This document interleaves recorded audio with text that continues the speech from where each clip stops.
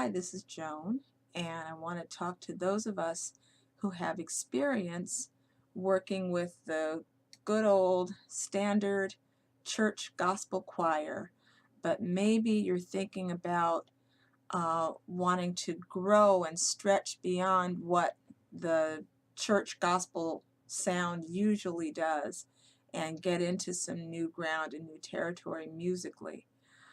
To know where you want to get to, first you need to know where you're coming from. So I'm going to talk about how most church choir gospel music is structured and how it works. And once we have an understanding of that, then we can look at what are the things that you need to learn next if you want to take it to the next artistic level and do some different kind of music. So that's what we're going to look at right now. What makes gospel choir music what it is? How is it structured? How does it work? In most choir songs, one part sings the melody, and it's usually the sopranos. The sopranos are the top voice, and they sing the melody. You know, I'm going to play Jesus Loves Me. Yes, Jesus loves me. That would be the sopranos. They have the melody.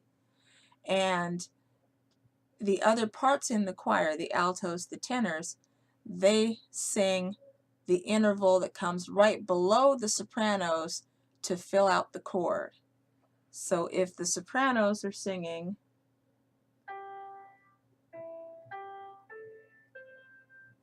then the altos will be the next interval below that.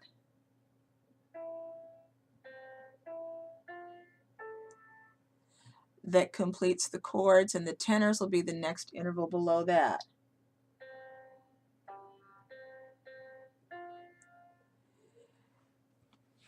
And everything follows that same shape. All of the parts follow that same up and down.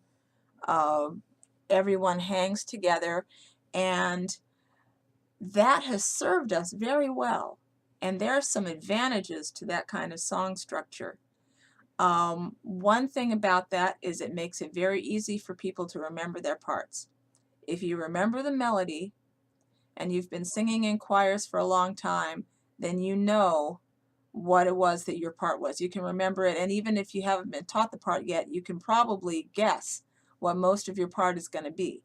And that can make it very easy to learn songs and easy to teach songs.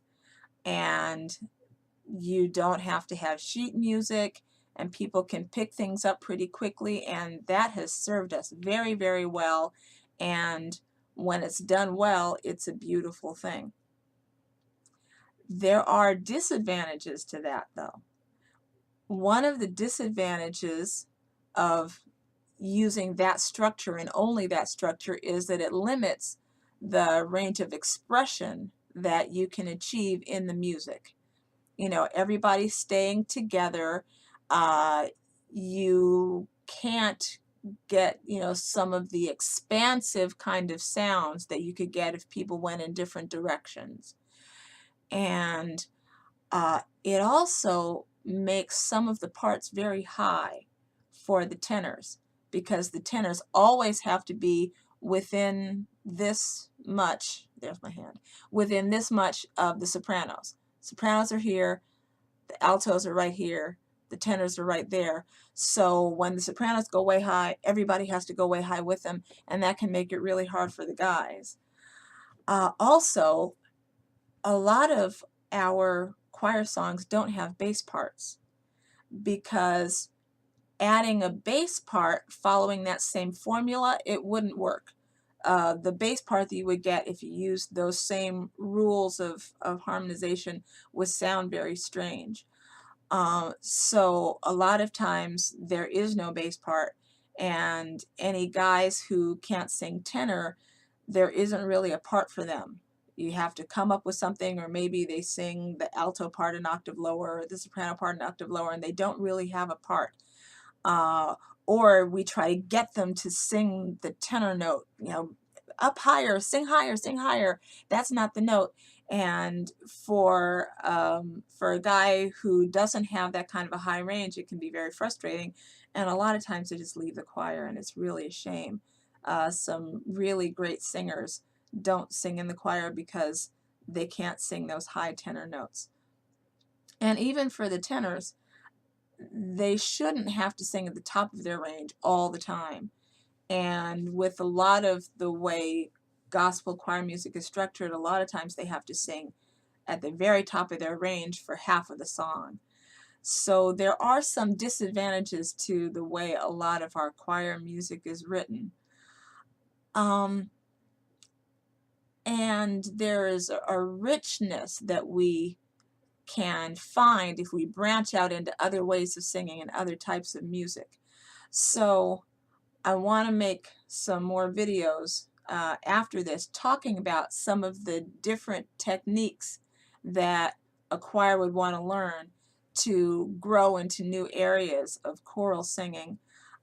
Four-part singing is one of the things that you definitely want to learn about. Learning about teaching choirs to sing other intervals besides the thirds and fourths. That's what they usually sing right now, is thirds and fourths, and if you're not familiar with those terms, don't worry, we'll talk about it later. But learning how to sing other intervals and other ways of structuring the chords.